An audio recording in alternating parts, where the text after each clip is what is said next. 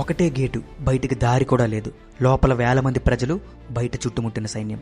ఇది యుద్ధం కాదు, మారణ హోమం. 1919 ఏప్రిల్ 13న పంజాబ్లోని అమృత్సర్లో ఉన్న జలియన్ వాలాబాగ్లో వేలాది మంది ప్రజలు కూడబడ్డారు. ఇది రౌలట్ యాక్ట్కి వ్యతిరేక నిరసన. అదే రోజు బైసాఖి పండుగ కూడా కావడంతో జనసమూహం పెరిగింది. ఈ సమయంలో బ్రిటిష్ అధికారి రెజినల్డ్ డయ్యర్ సైన్యంతో అక్కడికి చేరుకున్నాడు. ఎలాంటి హెచ్చరిక లేకుండా ప్రజలపై కాల్పులు జరపమని ఆదేశించాడు. 10 to 15 మినిట్స్లో సుమారు 1650 బుల్లెట్లు కాల్చబడ్డాయి. అఫీషియల్గా 379 మంది, అనఫీషియల్గా 1000కు పైగా ప్రాణాలు కోల్పోయారు. ఒకే గేట్ ఉండటంతో ఎవరూ బయటికి తప్పించుకోలేకపోయారు. ఈ ఇన్సిడెంట్ తర్వాతనే మహాత్మా గాంధీ బ్రిటిష్పై విశ్వాసం కోల్పోయి నాన్ కోఆపరేషన్ మూమెంట్ ప్రారంభించారు. జలియన్ వాలాబాగ్ ఇదొక ఇన్సిడెంట్ మాత్రమే కాదు, భారత స్వాతంత్ర పోరాటాన్ని మార్చిన ఒక టర్నింగ్ పాయింట్.